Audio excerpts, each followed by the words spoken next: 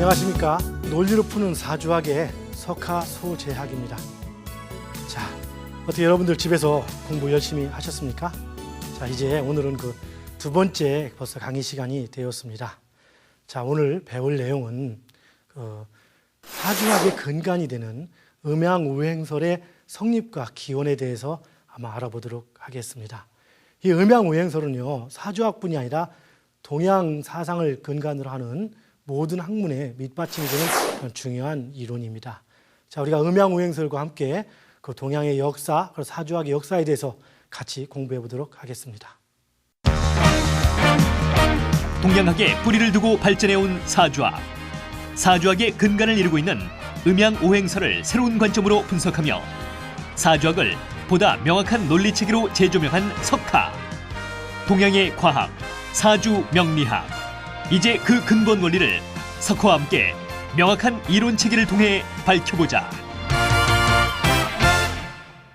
예, 그럼 지금부터 사주학의 역사에 대해서 한번 공부를 해보도록 하겠습니다. 사주학의 역사는 바로 음양오행설의 역사가 되고, 음양오행설의 역사는 동양 사상과 동양 문화에 대한 역사가 됩니다. 그리고 동양 사상과 동양 문화를 칠 때 동양의 중심이 되는 그 중국의 그 왕조 변천사를 통해서 동양의 역사는 발전을 해왔습니다. 그래서 이번 시간에는 간략히 중국의 역사 발전을 통해서 우리 사주학의 역사를 짚어보는 시간을 갖도록 하겠습니다. 자, 중국의 역사는 BC 2300년경에 하나라로부터 시작해서 역사가 시작이 됩니다. 그리고 주나라까지 오면서 주나라에 의해서 바로 우리가 얘기하는 그 점의 제왕이라는 주역이 성립된 것이 바로 주나라가 얘기죠. 주나라를 통일한 무왕의 아버지 문왕에 의해서 주역이 이론체계를 정립시켰고, 그 다음 공자님께서 거기다가 설명서를 붙임으로써 아주 유명해진 그런 책이 된 것이죠. 다음에 보면은 춘추 전국시대를 맞이하면서 이때 학문이 상당히 많이 발전합니다. 이 중국이. 이때 전국시대 말에 제나라에 직하학파라는 곳에 취연이라는 사람이 있었습니다. 그 직하학파에서 음양오행설이 발전되기 시작했습니다. 그래서 어떻게 보면은 음양오행설이 결합돼서 정확한 이론체계를 갖추기 시작한 것은 그 제나라의 취연으로부터라고 볼 수가 있습니다. 그러던 것이 쭉 밑으로 내려와서 한나라, 다음에 당나라에 이어중 명서라는 게 있습니다. 바로 지금 사주학으로서는 최초에 기록되어 있는 서적이 되고, 바로 우리가 당사주라고 얘기하는 것이 바로 이때 만들어진 내용인 겁니다. 즉, 그 이어중에 대한 근거는, 그 이어중은 당헌종 때 전중시어사라는 벼슬을 했던 사람인데요.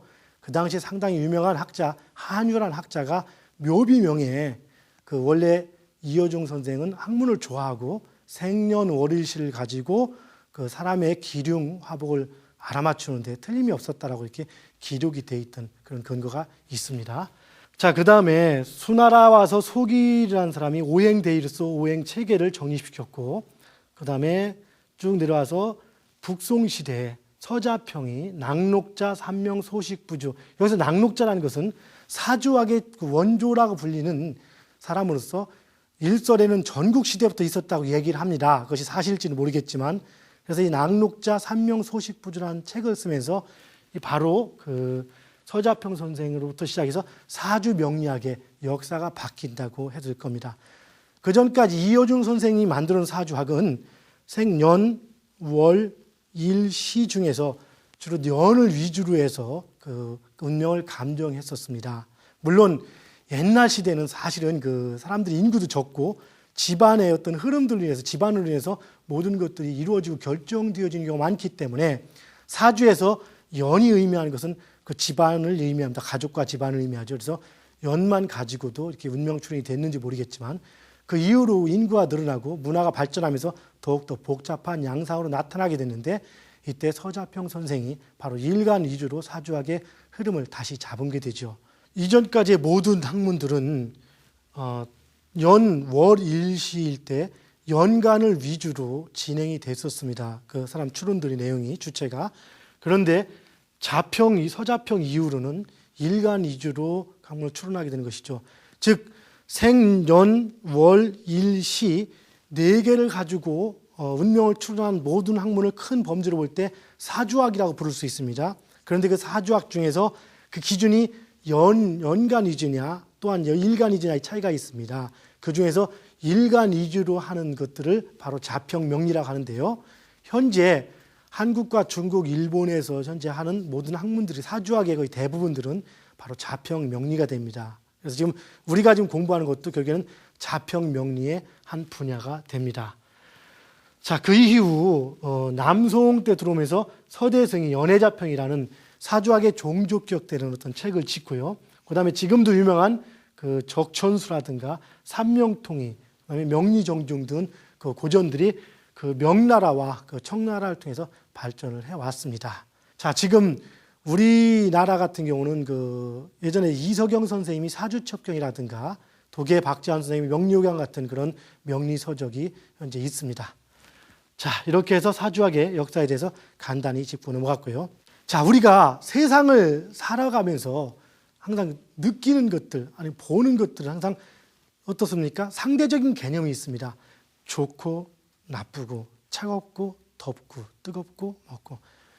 인류 최초의 어떤 문명과 지식이 있기 전에 인류 최초의 그 사람들이 뭔가 느끼고 인지할 수 있었다면 그 가장 먼저 인지할 수 있는 게 뭐였겠습니까? 일단은 해가 뜨면 밝은 낮이 되는 것일 거고 해가 지면 어두운 밤이 되는 거겠죠. 바로 이렇게 해가 뜨고 해가 지는 것들의 기준으로 잡은 것, 이것이 바로 음양이라는 그 개념이 들어갑니다.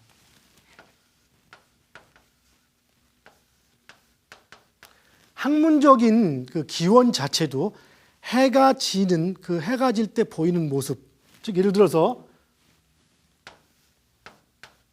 태양이 이렇게 있을 때요. 자, 산이 있다고 칩시다. 산이.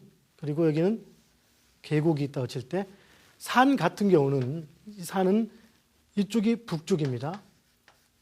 물론 해가 지는 쪽이 어떻습니까? 햇빛이 드는 쪽이 남쪽이죠. 이렇게 산의 전면, 태양이 보이는 쪽, 해가 드는 쪽을 우리는 양이라고 했고 이렇게 그늘이 진 쪽을 음이라고 한 것이 학문적인 음양의 기초가 되는 내용입니다. 자, 그럼 봅시다. 이것은 산이고 계곡은 자, 산은 남쪽이 양이고 북쪽이 음이죠. 그럼 계곡은 남쪽이 음일까요? 양일까요? 계곡은 반대로 남쪽이 음이고 북쪽이 양이 되죠. 왜? 계곡은 북쪽이 태양이 빛이 들기 때문에. 오늘 이해하시겠죠? 산은 북쪽이 음이고 계곡은 북쪽이 양이 됩니다. 이것이 음양에 대한 최초의 학문적 기원이 되면서 최초의 성립 과정이 됩니다. 이것이 이제 발전하면서 상대되는 두 가지 현상으로 발전하게 됩니다. 우리 인간사의 모든 것들은 이렇게 상대되는 두 가지 현상으로 나눌 수가 있는데요. 첫째 봅시다. 적군과 아군, 너와 나, 남자와 여자, 이렇게 상대되는 두 가지 흐름을 음양이라고 합니다. 그 중에서 양이라는 개념은 조금 더 행동적이고 강하고 적극적인 면을 양이라는 개념으로 많이 알고 잡고 정하고 있습니다. 음이라는 것은 좀 더 수렴적이고 받아들이는 그러한 내용들을 음이라는 개념으로 잡아주고 있죠. 그래서 우리가 자 예전부터 볼 때 지구에서 가장 잘 관측되는 게 뭡니까? 태양과 달. 그래서 태양을 양으로 칠 때 태양은 강하고 밝은 개념이 들어가니까 이거와 상대되는 달을 음이라는 개념으로 준 겁니다. 그래서 태양과 달을 음이라고 치고, 자, 우리 지구 주위에 도는 게 또 뭐가 있다겠습니까? 수성, 그렇죠? 수성 뭡니까? 수성, 금성, 그다음 지구, 화성, 목성, 토성. 이렇게 수성, 금성, 화성, 목성, 토성, 오행성. 그 뒤에 천의 명이 있지만 그 예전에 고대 사람들이 즉 천체 만환경 같은 게 발견되기 전에 육안으로 관측될 수 있는 별은 태양과 달 그리고 이렇게 목화토금수의 5개의 별이 관측이 됩니다. 그래서 여기에 또 바로 오행의 이론이 녹아 있다고 볼 수 있습니다. 물론 한편에서는 오성수리자에서 오행이 여기서 기원했다, 오성에서 이렇게 얘기도 하지만 그 오행이 오성에서 기원했다기보다는 오행이란 이론이 성립된 걸 가지고 바로 그 오성에 적응을 시켰다고 볼 수가 있겠습니다. 자, 우리가 현대에 살아가면서 토요일, 일요일, 월요일, 화요일, 수요일, 목요일, 금요일에서 총 몇 요일입니까? 7요일이죠. 바로 목화토금수 오행에다가 바로 음으로 불리는 월, 그리고 양으로 불리는 일이 뭡니까? 태양을 의미하죠. 그래서 태양과 달과 목성, 화성, 금성, 토성 이렇게 해서 총 5성과 이 태양과 달 앞에서 우리가 치료라고 부릅니다. 그래서 현대도 그 일주일 치료의 단위로 우리는 살고 있죠. 이것이 음양오행설의 좀 기원이라고 볼 수도 있습니다. 자, 여기서 다시 한번 봅시다. 음양이란 관점을 고대의 사람들은 이렇게 두 가지 개념으로 봤습니다. 그래서 밝고 힘이 있는 개념, 밝고 힘이 있는 개념을 양이라고 치고 이렇게 어둡고 약하고 이런 개념들을 음이라고 쳤습니다. 그래서 예를 들어서 나무를 가지고 친다면은 나무가 큰 아름드리 나무는 양의 나무다. 그리고 부드럽고 하늘하늘 거리는 나무는 음의 나무다라고 이렇게 또 대입을 시켰습니다. 불을 가지고 친다면은 활활 타오르는 큰 불은 양이고 그다음에 이렇게 하늘하늘 거리는 불은 음이다. 또 이렇게 대입을 시켰습니다. 사람으로 치면은 막 힘이 강한 걸 양으로 치고 힘이 약한 걸 음으로 치는 거죠. 그렇듯이 엄마는 아빠는 양. 이것이 음양의 기본적인 개념이 들어갑니다. 자, 음양의 기본적인 개념은 사실은 우리 이진법처럼 좋았다, 나빴다는 반복의 패턴을 음양의 개념으로 볼 수 있습니다. 이렇게 음양으로 좋았다, 나빴다는 반복의 패턴이 그냥 반복만 되는 것이 아니라 어떤 일정한 틀을 가지고 변화를 하게 되는데요. 바로 이렇게 일정한 틀을 가지고 변화하는 것을 우리는 오행이라고 부르는 겁니다. 자, 오행에서 다시 한번 봅시다. 오행은 우리가 지구로부터의 순서가 되는 오행성의 순서는 수, 금, 화, 목, 토가 되지만 오행의 순서는 이거하고 또 다르게 목, 화, 토, 금, 수 이렇게 구분할 수가 있습니다. 즉, 이 목화토금수와 오행, 목화토금수와 오행 그리고 음과 양 이것으로서 우리 사주학을 공부하는 모든 그 기본 이론들이 나오게 된 것인 겁니다. 자, 이제 본격적으로 한번 음양 오행론에 대해서 공부를 해보도록 합시다. 자, 목이라는 개념들은 뭡니까? 목은 목이 무슨 목입니까? 한문으로 칠 때 어렵습니까? 우리가 다 알고 있는 거죠. 목요일의 목이고 나무를 의미하는 목입니다. 자, 나무를 의미하는 목을 썼다는 자체는 이 목이 나무와 뭔가 어떤 의미와 연관이 있다는 얘기가 되겠죠. 자, 나무의 기상은 어떻습니까? 나무는 이렇게 쭉쭉 뻗어지는 기상이죠. 나무는 주로 봄, 여름, 가을, 겨울 중 언제 잘 자라게 됩니까? 예, 나무는 봄에 잘 자라게 되죠. 자, 봄에 잘 자라면서 쭉쭉 뻗어나가는 기상을 가진 것이 목이라고 이렇게 보시면 일단 됩니다. 그리고 통상 볼 때 이 나무가 이렇게 자라고 나면은 그 다음에는 꽃이 피죠. 이 꽃이 핍니다. 환하게 벌어진 꽃이 피는 것들, 이렇게 환하게 꽃이 피는 것을 우리는 밝은 걸로 얘기합니다. 꽃의 색깔이 각양각색이지만 우리가 주로 얘기할 때 꽃은 뭡니까? 주로 빨갛고 밝은 색을 많이 얘기를 하죠. 마찬가지 빨갛고 밝고 불 같은 걸 의미하는 화, 즉 이 화의 의미는 바로 불을 의미하죠. 화의 의미는 불을 의미합니다. 즉 오행에서 화도 이 불의 습성과 뭔가 많이 닮아 있겠죠. 자, 그 다음에 그럼 토는 뭡니까? 이게 무슨 토자입니까? 예, 흙토자가 되죠. 흙토자. 흙토자, 흙은 뭡니까? 땅이라고 합니다. 대지. 모든 것을 포괄하는 것이 흙이고 뭐든지 우리 인간이 태어나 나온 것도 흙이고 돌아가는 것도 흙이라고 얘기합니다. 실제 죽으면 묻히는 것도 흙입니다. 모든 것을 다 묻어두고 가려두고 근본이 되고 바탕이 되는 것이 흙입니다. 그래서 이 토라는 개념은 모든 것의 근본을 의미하고 아까 중국의 역사에서 황제 시대 혹은 우리가 한의학의 경전이라고 불리는 황제내경할 때 이 황제의 누를 황자라는 개념들은 바로 토에서 유래한 겁니다. 토는 모든 것의 근본이 되는 개념이 들어가기 때문에 그 토의 의미가 색깔로 칠 때 노란색이거든요. 그래서 바로 황이라는 의미가 토의 의미를 갖고 이것이 모든 것의 제왕적 의미를 갖습니다. 그래서 앞으로 오행에서 여러분들이 공부를 해나가겠지만 토는 목화토금수의 하나이면서도 동등한 하나이면서 동시에 나머지 네 개를 통괄하거나 혹시 도와주거나 하는 어떤 특별한 어떤 의미를 가진 게 토라고 표현합니다. 자, 그 다음에 이제 금을 알아봅시다. 금은 뭡니까? 무슨 금자입니까?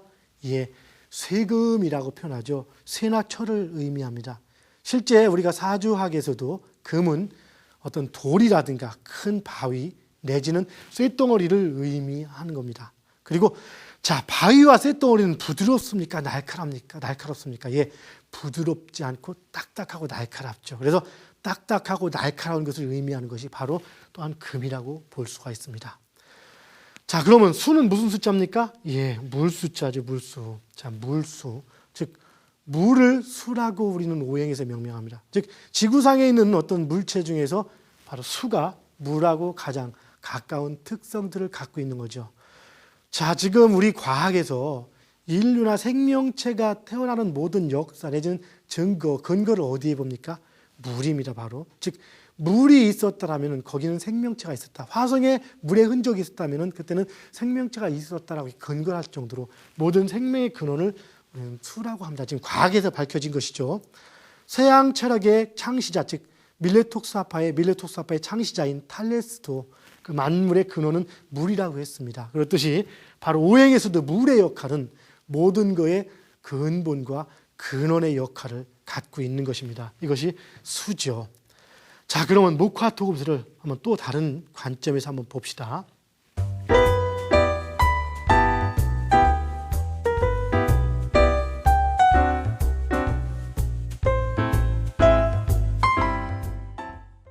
목은 지금 말씀드린 대로 우리가 나무라고 얘기했습니다. 목은 나무라고 얘기했습니다.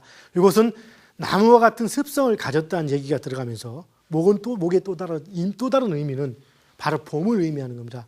봄은 뭡니까, 여러분? 만물이 잠자는 시기입니까? 이제 막 시작되는 시기입니까? 뭔가 용트림하고 뻗어나오는 그런 기상이 바로 봄인 거죠. 한번 봅시다. 이게 땅입니다. 이 땅에 뭔가 씨앗을 뚫고 이 씨앗을 뚫고 새싹이 막 움트입니다. 이렇게 막 나옵니다. 이렇게 새싹이. 그리고 바로 딱딱한 또 땅을 뚫고서 이렇게 나옵니다. 자, 새싹은 얼마나 연약합니까? 참 연약하죠. 그런데 이 연약한 새싹이 두꺼운 아주 딱딱한 씨를 뚫고 그다음 아무리 두꺼운 땅을 뚫고 이렇게 솟아나게 되는 겁니다. 바로 솟아나는 것, 이 분출되는 힘, 이것을 바로 목의 정말 가장 중요한 의미가 되는 것이고 의미라고 볼 수 있는 것입니다. 자, 봄을 서양에서는 스프링이라고 합니다. 스프링 우리말로 뭡니까? 용수철이라고도 부르죠. 눌렀다 폭 튀어나오는 것. 이것을 바로 이런 툭 튀어나온 기질을 봄이라고도 표현합니다. 또 스프링을 뭐라고 합니까? 저 산속에 가면 깊은 산속에 물이 폭 쏟아오르는 용수철. 이것도 마치 스프링이라고 부르죠. 자, 풍선에 바람을 이빠이 막 집어넣고 압력이 막 강하게 한 상태에서 바늘로 폭 뚫으면 어떻게 됩니까? 여기서 쫙 하고 기운이 뻗어나오고 있죠. 쫙 뻗어나옵니다. 이렇게. 원자 폭탄 터질 때 구름 나오듯이 쫙 뻗어나오는, 이렇게 강하게 뻗어나오는 이 기운이 목의 오리지널 기운입니다. 즉, 목은 나무의 개념으로 설명을 하지만 실제는 나무가 아니라 이렇게 뻗어나오고 분출하는 기상, 이것을 지구상에 있는 생명체하고 지구상에 있는 모든 사물하고 이렇게 비교를 할 때 이 기상하고 가장 닮은 것이 뭘까 하다 보니까 목이 된 겁니다. 그래서 목에는 바로 나무의 성정, 이렇게 뻗어나온 성정과 나무의 성정이 있고, 계절로 친다라면 무슨 계절이 됩니까? 바로 봄의 계절이 목에 해당되는 겁니다. 봄.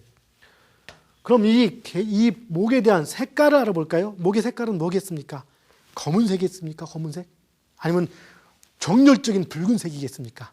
자, 목의 색깔은 막 초록 이렇게 한 새싹이 파랗파랗 돋는 새싹의 색깔인 초록색 내지는 푸른색, 그린색, 이런 계열들이 바로 목의 색깔이 되는 것이죠.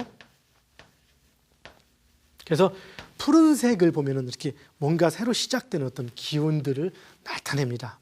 자, 그러면 화를 한번 볼까요?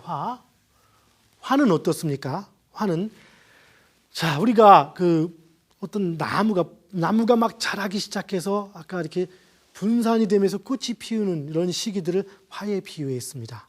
그렇다면 계절로 치면 어떤 계절이 되겠습니까?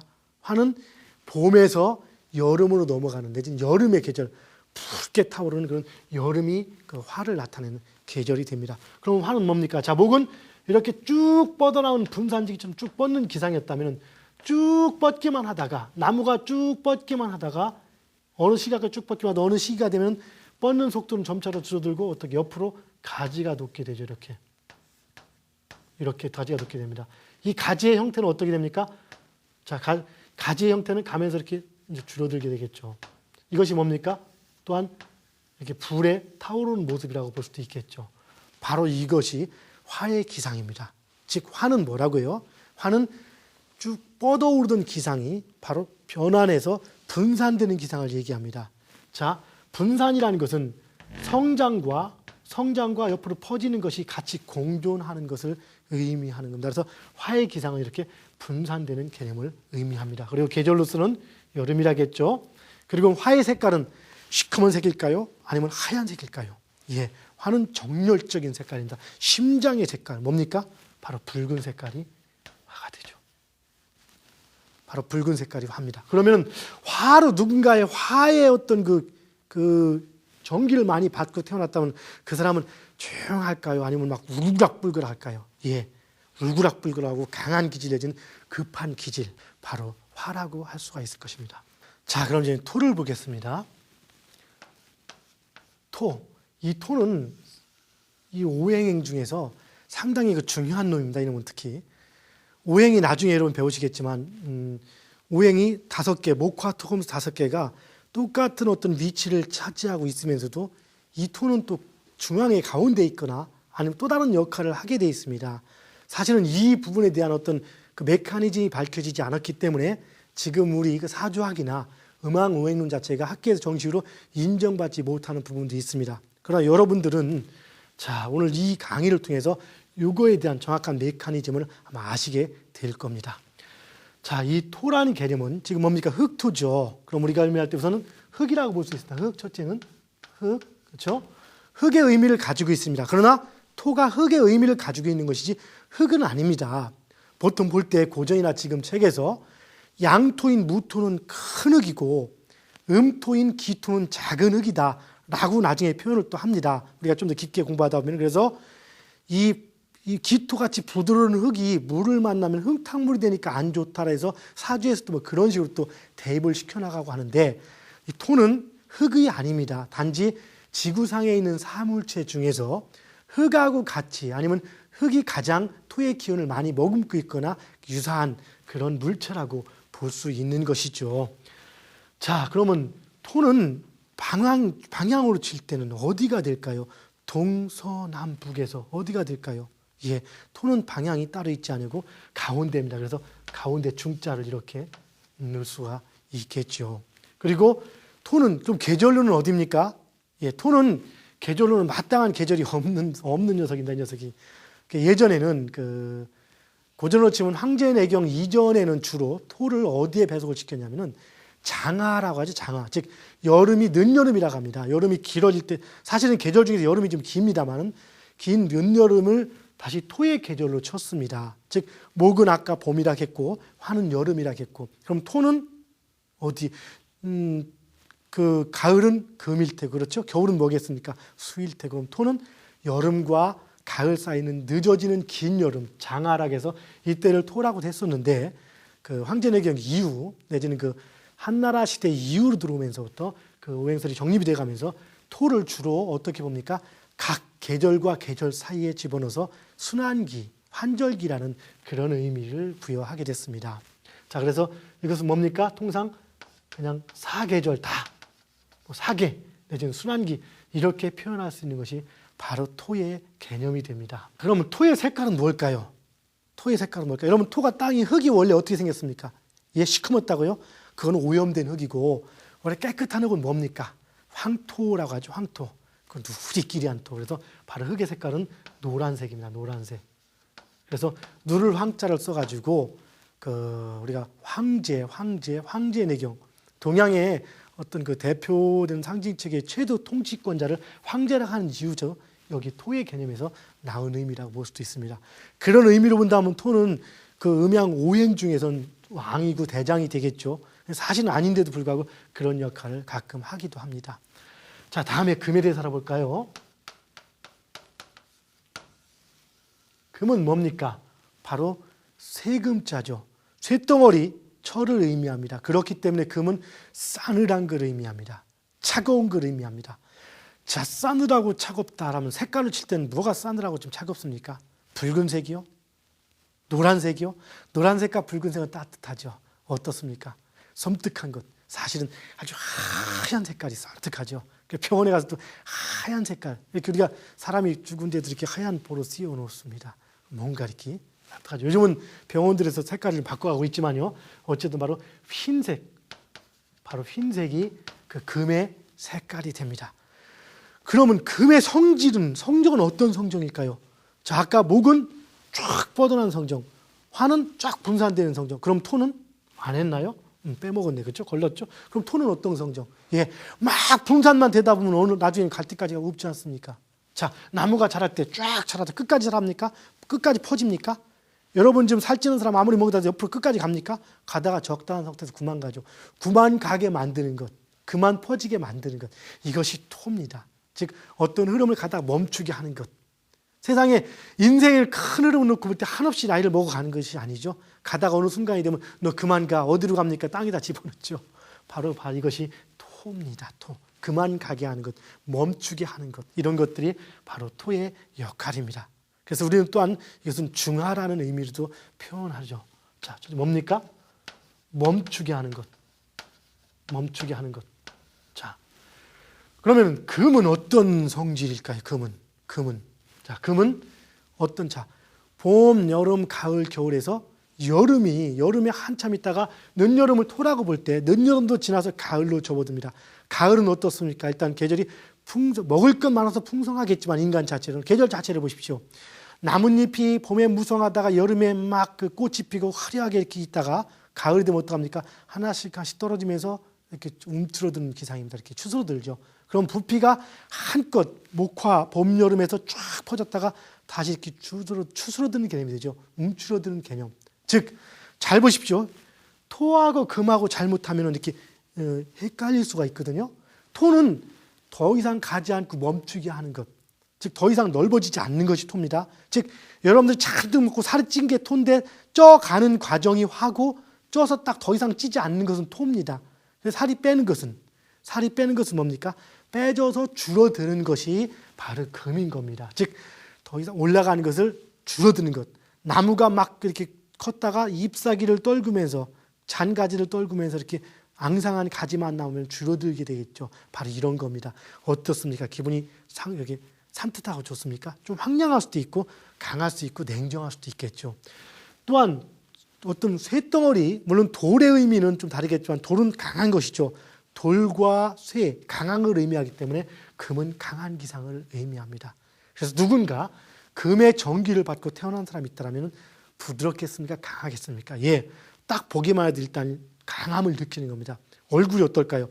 각져 있을까요? 세무지가 둥글둥글할까요? 예, 얼굴은 딱 각져 있어가지고 틀대로 움직이는 사람. 뭡니까? 군인, 경찰, 검찰, 그다음 깡패님, 이런 사람들의 어떤 흔적들이 바로 금의 기질을 타고난 사람이라고 볼 수 있을 겁니다. 그런데 또 한 가지 봅시다. 우리가 쇳덩어리의 성질 중에서 강한 것 말고, 이것이 강하다겠죠. 강한 것. 그러나 강한 것 말고 또 있습니다. 어떻습니까? 나무는 이렇게 잘라놓은 나무가 두드려서 이렇게 잘 굽여집니까? 잘라지고 부러져 버리죠. 근데 금은 두드리고 불에 달구면 이렇게 모양이 변화가 됩니다. 변화. 그래서 금은 변화를 또 의미합니다. 실제 상황이 볼 때 우리 1년의 계절이 봄에서 여름으로 갈 때 이렇게 아름답게 꽃을 폈다가 가을이 되면 싹 변합니다. 이게 초가을쯤에는 울긋불긋 단풍이 들어도 멋있게 변하다가 그게 딱 떨어지면 하루아침에 황량한 들판이 되는 거죠. 이렇게 변화를 의미하는 것이 바로 금의 특성이 됩니다. 그런데 변화는 아까 얘기했듯이 변화는 누군가가 놀고 있는 애들을 그만 놀고 집에 가게 하는 것도 변화거든요. 그런 행동에 제약을 주는 것들이 변화인데 그런 행동에 제약을 주려다 보니까 사람들은 강해야 될 수밖에 없겠죠. 그래서 금의 기질을 타고난 사람들은 강한 겁니다. 그래서 군인도 강하고 경찰도 강하고 그래서 금 기질이 강한 사람은 누군가를 자꾸 건드려서 이렇게 통제를 하는 그러한 습성들을 가지고 있는 거죠. 주변을 볼 때 카랑카랑 깐깐하고 이렇게 까탈스러운 사람들은 이렇게 금의 성정이 많을까요, 적을까요? 예, 주로 많은 사람들을 얘기합니다. 그리고 계절로는 가을이라고 했죠, 가을. 자, 그러면은 이제 수를 볼까요? 자, 수는 어떻습니까? 자, 이제 계절로는 이제 그 가을이 왔으니까 남아 있는 계절은 당연히 겨울밖에 없죠. 계절로는 겨울. 물의 계절이라고 합니다. 물과 얼음은 같은 개념이 들어있죠. 물론 우리는 물 하면 여름을 떠올릴 수도 있겠죠. 우리가 물 할 때 여름을 떠올리는 건 뭡니까? 여름이 뜨겁기 때문에 그 뜨거움을 그렇게 반대적으로 이렇게 피하기 위해서 물을 떠올리는 겁니다. 물은 어쨌든 이미지가 차가운 거죠. 물론 그 온천수 같은 건 뜨겁겠지만 그런 거는 좀 예의고요. 보통 물은 차갑습니다. 그래서 겨울은 차가운 걸 의미하고 수는 차가운 걸 의미합니다. 자, 차가우면은 뭔가 팽창합니까? 줄어듭니까? 차가우면은 이렇게 응구가 된다가 줄어들죠. 그래서 응구하는 성경들을 우리는 바로 수라고 얘기를 합니다. 수.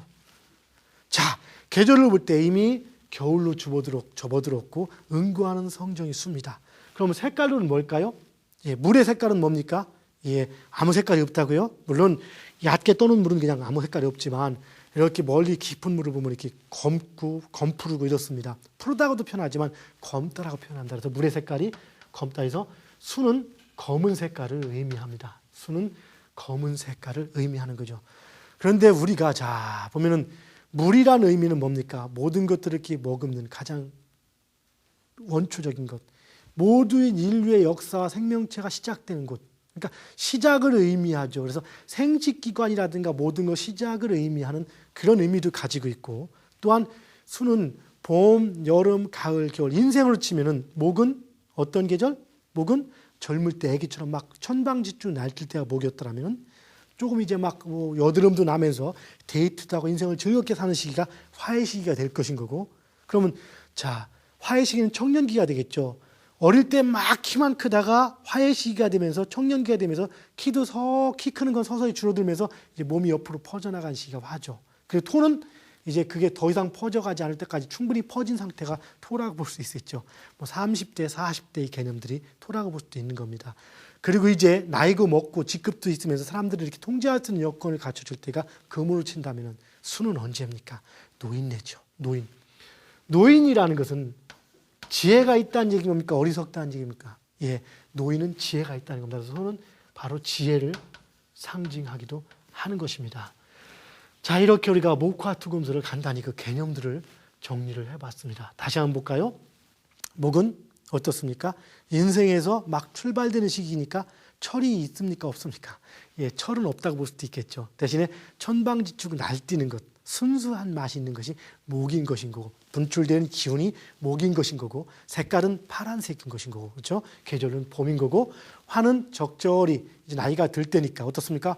파워도 있고 세상의 맛을 단맛은 맛을 조금씩 맛볼 때가 화가 되는 것이죠. 즉 막 철 모르고 공부만 하고 지 어머니 품에서 자라다가 이제 막 아가씨 손을 딱 우연히 스쳤는데 전기가 찌릿찌릿 통합니다. 그러면서 가슴이 두근거리면서 새로운 세상을 맛보는 것 이런 것들이 화가 됩니다. 그래서 문학적 기질, 문학 소녀 이런 것들이 화라고 볼 수가 있겠고 자 이제 이렇게 막 세상을 좀 살다가 조금 세상의 단맛은 맛을 보면서 현실을 알아가는 시기가 토라고 볼 수 있고 그 다음에 현실을 알고 나서 이제는 자 추스리자 식구들도 추스려야 되고 이런 책임감을 느낄 때가 금이라고 볼 수 있겠고 인생을 어느 정도 많이 살고 나서 이제는 후학 그래서 나이 어린 사람들을 위해서 지혜를 빌려 주어야 할 때가 수라고 볼 수 있는 것입니다. 이것이 바로 목화토금수의 기본적인 개념이 들어갑니다.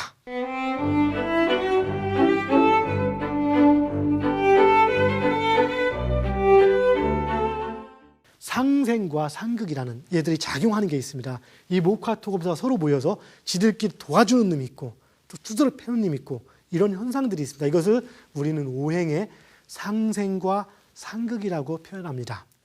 우리가 음양이라고도 표현했죠.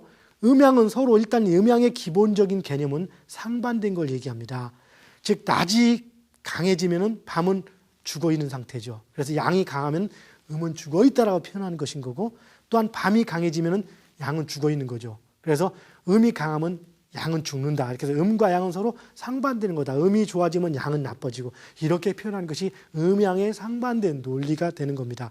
고전적인 논리입니다. 나중에 따지다 보면 또 다른 차원이 전개가 되겠지만 일단 나하고 지금 철수하고 둘이 있는데 둘밖에 없습니다.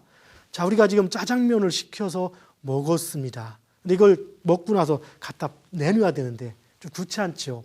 이것을 내가 내놓으면 나는 귀찮지만 얘는 편합니다. 철수는. 그렇죠? 대신 철수가 내놓으면 나는 편합니다. 똑같이 있을 때. 아니면 우리가 라면을 끓여 먹고 설거지를 하는데 철수가 하면 저는 편합니다. 제가 하면 철수는 편합니다. 이렇게 서로 상대된 개념이 바로 음양인 겁니다. 이 오행은 이렇게 상대된 개념의 운동을 통해서 그 오행의 운동을 하게 되어 있습니다. 어떻게 해요? 도와주는 것과 때리는 것, 굳이 친다면 우리 인생을 살다 보면 누군가 도와줄 때가 있고 바로 때릴 때가 있겠죠. 바로 행운의 시기라는 것은 뭡니까? 누군가가 도와주는 시기고, 어려운 시기라는 것은 이유 없이 나를 괴롭히는, 누군가 나를 괴롭히는 그러한 시기를 얘기하는 것이죠. 바로 이것이 목화투금수의 그 상생과 상극인데요. 하나씩 알아보도록 하겠습니다. 목, 이게 이제 원의 형태로 한번 그려보겠습니다. 화, 토, 금, 수. 이것이 목화투금수가 이렇게 원의 형태로 돌아간다라고 볼 수 있습니다. 자, 수는 목을 도와줍니다. 생한다라고 하죠. 그래서 이것을 현재 우리가 알기 쉽게 표현할 때는, 재밌게 할 때는 뭐라고 얘기합니까? 나무는 물이 있음으로써 자라기 때문에 나무에서 볼 때 물은 어머니다. 그리고 물의 입장에서 볼 때 나무는 애기다, 자식이다. 이렇게 표현하면서 물은 나무를 도와준다라고 표현합니다. 이것을 뭐라고 합니까? 우리는 바로 생이라고 표현하죠. 생이라고 표현한 겁니다. 그럼 목은 나무를 생해 주는 거죠. 목은 나무를. 자, 그럼 나무는 다시 봅시다. 나무는 불을 생해 준다. 즉 나무는 자신이 탐으로써 불을 살아갈 수 있게 해주죠. 즉 불의 입장에서 볼 때 나무는 뭡니까? 바로 어머니 같은 존재죠. 불이 살아날 수 있게 하는 그런 기본적인 개념은 나무에서 시작되는 거기 때문에, 그래서 나무와 불의 관계를 바로 이렇게 생의 관계라고 표현합니다. 물론 실제는 그 나무가 타서 불이 되는 그런 개념하고는 조금은 다른 논리입니다만 여러분이 알기 쉽게 설명을 해주는 겁니다. 자, 나무는 즉 목은 화를 생해 준다. 이것을 바로 우리는 목생화라고 표현합니다. 그럼 다시 한번 여기서부터 봅시다. 수가 목을 생해 주는 걸 뭐라고 합니까? 수, 생, 목. 그렇죠? 그다음 목, 생, 화. 그러면은 수는 목을 생해 주고 목은 화를 생해 주는 이런 관계가 형성이 된 거죠. 다음 다 화를 봅시다. 화하고 토의 관계를 봅시다. 화하고 토는, 자, 불이 뭔가 불타고 나면 재가 남죠.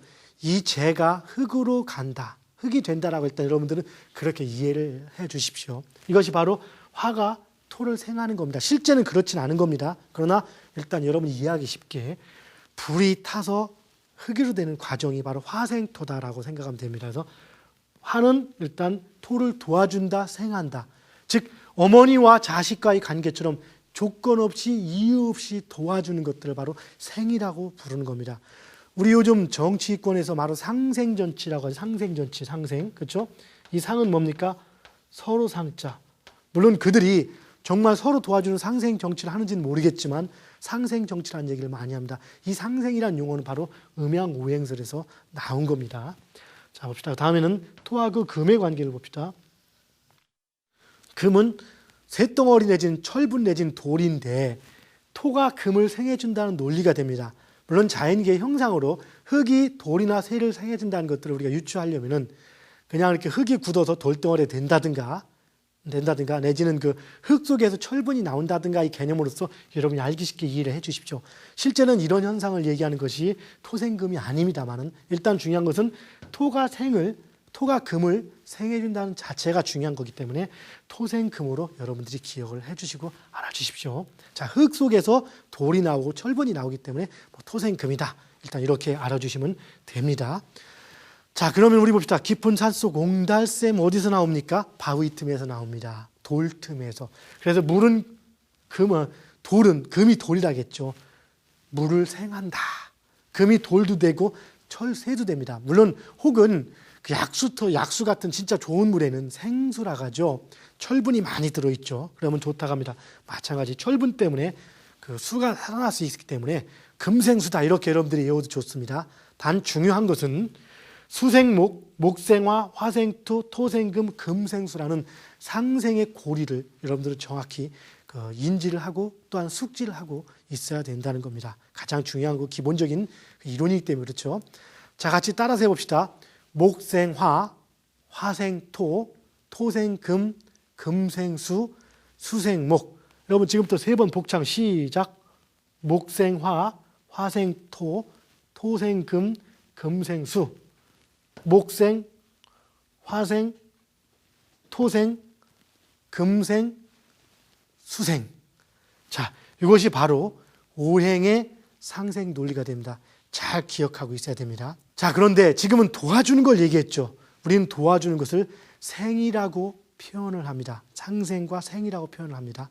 자, 그럼 이번에는 도와주는 놈만 있습니까? 세상을 살다 보면은 힘들게 하고 괴롭히는 놈들이 있겠죠. 바로 때리는 놈, 이걸 바로 극이라고 합니다. 그래서 오행은 이렇게 일방적으로 도와만 주는 그러한 관계도 있지만 또한 일방적으로 이렇게 때리고 두드러 패는 그런 또한 관계도 성립이 됩니다. 바로 이렇게 두드러 패고 때리는 이런 관계를 우리는 극이라고 표현을 합니다.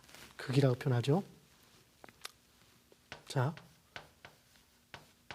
극은 이렇게 쓰기도 하고요. 또한 이렇게 칼도 잘라서 극이라고 쓰기도 합니다. 통상 같이 씁니다. 자, 여러분 여기 그 사주학을 공부하다 보면은 이건 전부 다 한문으로 하는 거니까 무지하게 한문이 많은가 전혀 걱정하지 마십시오. 많아야 28자 아니면 30자 정도면은 다 끝납니다. 여러분이 지금 알 수 있는 내용들이기 때문에 겁먹지 마시고 하나씩 이렇게 봐주십시오. 자, 그러면 생의 관계를 알아봤는데요.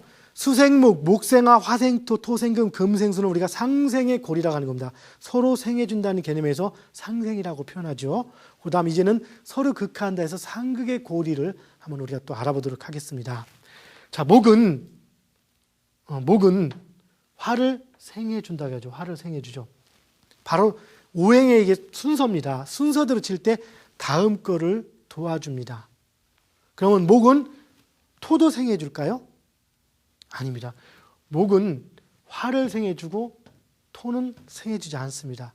사람들이 내 자식은 챙겨주지만 남의 자식은 잘 안 챙겨줄 수도 있죠. 내 자식이 초등학교 3학년인데 얘를 괴롭히는 깡패가 있습니다. 엄마나 아빠는 자식은 챙겨주고 깡패는 두드러 패려고 하죠. 마찬가지입니다.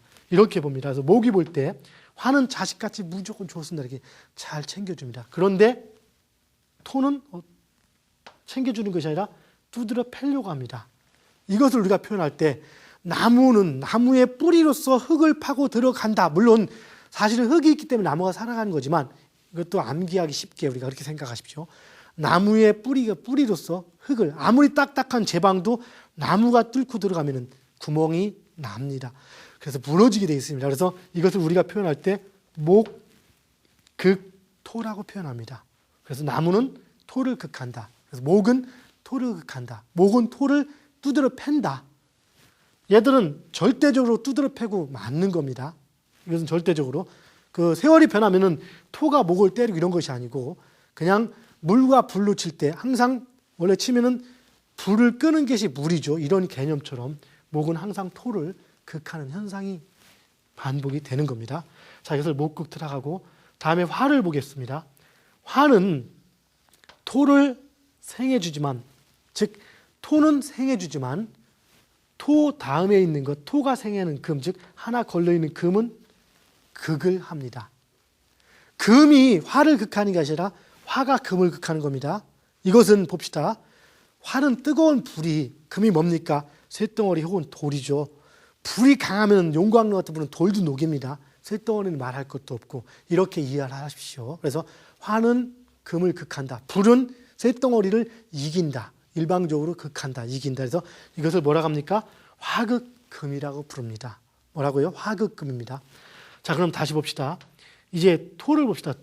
토는 금을 생해주죠. 토는 금을. 즉 흙은 쇳덩어리나 돌을 생해줍니다. 그런데 이 토는 금이 생해주는 수에 대해서는 극을 합니다. 지금 토는 수를 극하게 되는 거죠. 그럼 우리는 이걸 또 뭐라고 부릅니까? 토, 극, 수가 되죠. 그 얘기는 우리가 볼 때 물이 막 흘러가다가도 이렇게 흙으로 제방을 쌓고 웅덩이가 있어. 웅덩이는 뭡니까? 다 흙이죠. 물은 흙에 의해서 제약을 받게 되어 있습니다. 바로 이것을 우리는 토극세 현상이라고 일단 이해를 해 주십시오. 그래서 흙은 물을 극한다. 이것이 뭐다? 토극수가 됩니다. 자, 그럼 이제는 금을 봅시다. 금은 수를 생해준다. 수입니다. 그런데 금은 수를 생해주지만 수가 생하는 목에 대해서는 극합니다. 자, 이렇게 보면 뭡니까? 금은 쇳덩어리니까 쇳덩어리는 당연히 목을 상징하는 나무를 쳐보실 수가 있겠죠. 도끼로 나무를 자르고 톱으로 벌목하듯이. 그래서 금곡목은 이해하기가 좀 쉬울 겁니다. 특히 바로 이것을 금곡목, 쇳덩어리가 나무를 친다라고 이렇게 이해를 하시면 됩니다. 그래서 금곡목이라고 표현합니다. 자, 그러면 다시 마지막으로 수를 봅시다. 수는 다시금 이렇게 목을 생해줍니다. 수는 목을 생해줍니다. 그래서 상생고리는 이렇게 서로 계속적으로 반복해서 돌게 되어 있는 것입니다. 그럼 수는 목을 생해주는 반면에 뭡니까? 바로 화를 극하게 되어 있는 거죠. 이 논리는 뭡니까? 물은 불을 끄는 것이죠. 물이 불을 이긴다고 표현할 수도 있겠죠. 바로 일방적인 관계. 이 극은 싸워서 한 번 지고 한 번 이기는 이러한 관계를 얘기하는 것이나 아주 절대적이고 일방적인 자연의 법칙 같은 관계를 얘기하는 겁니다. 그것은 고양이와 쥐처럼, 고양이의 천적은 쥐라는 개념처럼 이런 것들을 얘기하는 겁니다. 이런 법칙들이 바로 상생과 상극의 논리라는 것인데요. 이 상생과 상극의 논리를 통해서 사주학의 모든 원리가 이루어지게 되어 있습니다. 여기서 이 상생 한 번 극하고 한 번 생해주는 것을, 이걸 우리는 한 번 음하고 한 번 양한다는 개념으로 다시 표현을 할 수도 있습니다. 이것이 바로 상생과 상극의 고리입니다. 자, 같이 한번 따라해 봅시다. 이번엔 극입니다. 자, 수극화, 화극금, 금극목, 목극토, 토극수. 다시 한번 봅시다. 수극화, 화극금, 금극목, 목극토, 토극수.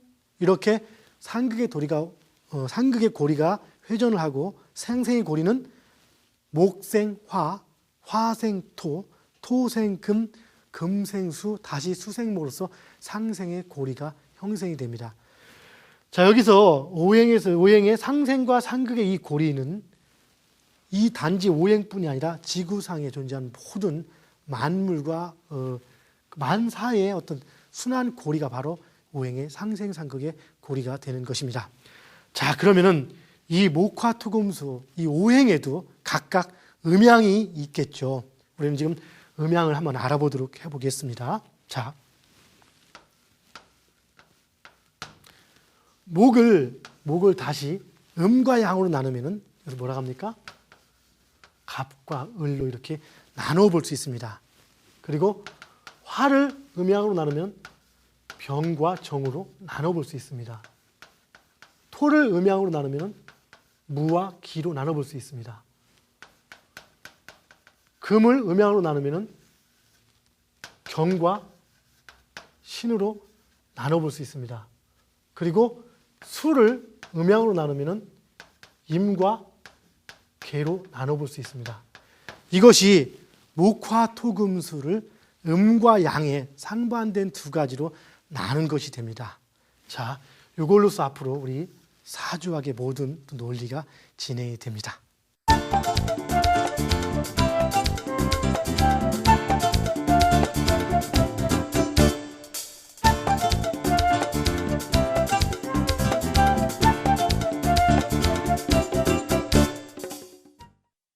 우리는 오늘 사주학의 가장 기본이 되는 음양오행론에 대해서 공부했습니다. 여러분들이 오늘 배운 내용 중에서 기억해야 할 것은 그 상생과 상극이죠. 목생화, 화생토, 토생금, 금생수, 수생목, 그 다음에 목극토, 토극수, 그 다음 수극화, 화극금, 금극목. 이것은 반드시 기억해 주십시오. 자, 오늘 고생했습니다. 다음 시간에 뵙겠습니다.